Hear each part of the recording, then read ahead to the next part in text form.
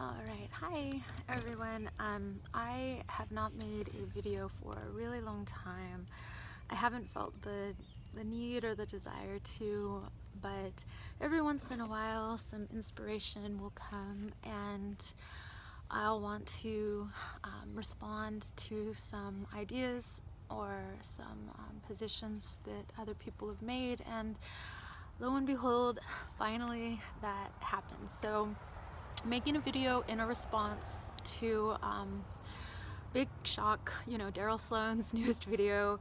As anybody who follows my channel probably knows, Darryl has been a huge inspiration for me as far as understanding philosophy and spirituality, I would even go so far to say. But he's really great if you're interested in finding somebody to help you transition out of the religious thought mind. Like if you've left Christianity and you need some peace of mind as far as like how to get a grasp on reality, existential thought, he's really great. And so it's really interesting for me when there's somebody in the YouTube world that I admire, but yet I still feel like critiquing some of their ideas. So I hope that you're not offended, Darryl.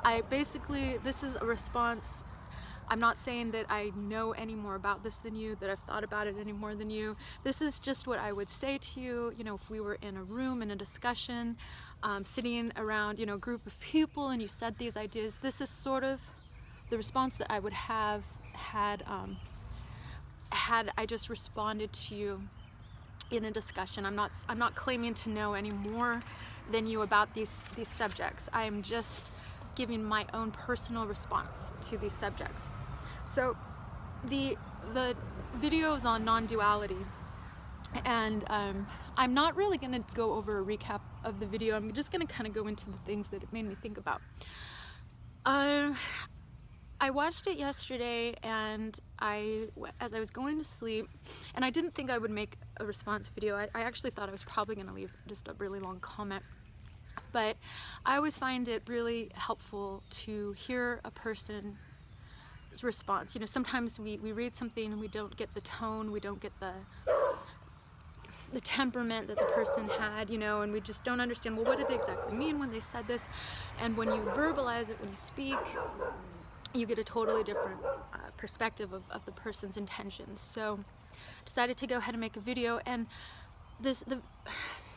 first of all, the topic of discussion of Darryl's video is non-duality.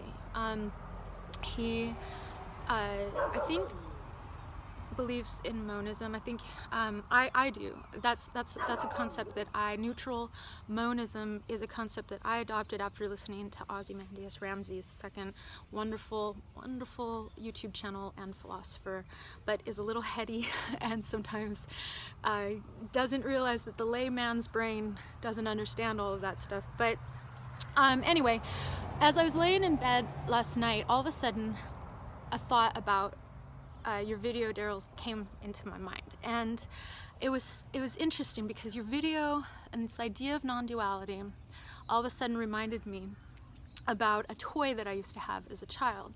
It was one of my absolute favorite toys when I was 6, 7, 8 years old, right around there, and it was a circuit board where there's so many background noises.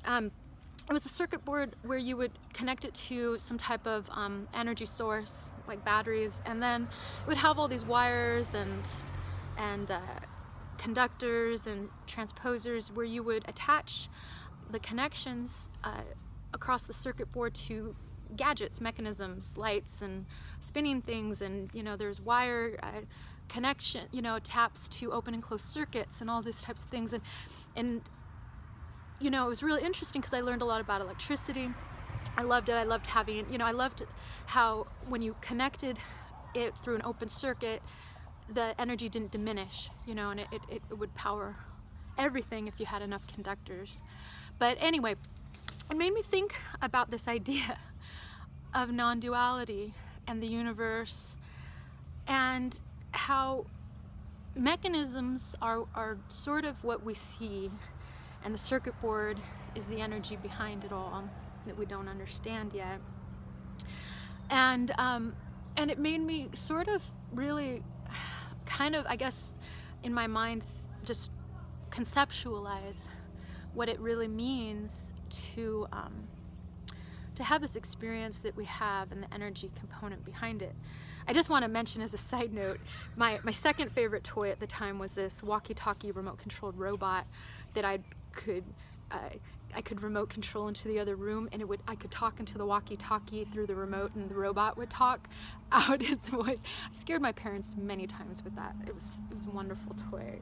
And it's interesting also to see how energy and the fascination that we have with trying to understand it, really. So non-duality is a concept I think that a lot of New Agers have got on the wild horse and let the reins just go wild. And when you're thinking of existential ideas, I think it's really good to keep tight hold of those reins now, because it's natural to go down that rabbit hole of existential contemplation and disillusionment, where all of a sudden you realize that nothing matters, you know, none of this is real, you know, you get into that disassociative reality of Maya, right? We know the term, the Indian term Maya, that this is the illusion and the reality is what's behind it. But that's normal, that's natural, that's a stepping stone to the process. And once you get over that stone, that stepping stone, you do sort of approach things from a higher perspective, from a different perspective. You have to think about all of these things before you can make the necessary mental adjustments to transcend them, right? So when you become an atheist, I think a lot of times you get into the nihilism of nothingness, which is actually false. You know, it's a false dichotomy also. You know, and so you go through this process, and I think that that's where a lot of the New Agers get lost, is that they let the reins, the wild horse of their mind go wild, just run free, and they lose control of the thought. It becomes too great and unmanageable, and I just don't understand it. It's this, you know, it becomes something that they just have to accept. And I also don't like that type of spiritual teacher.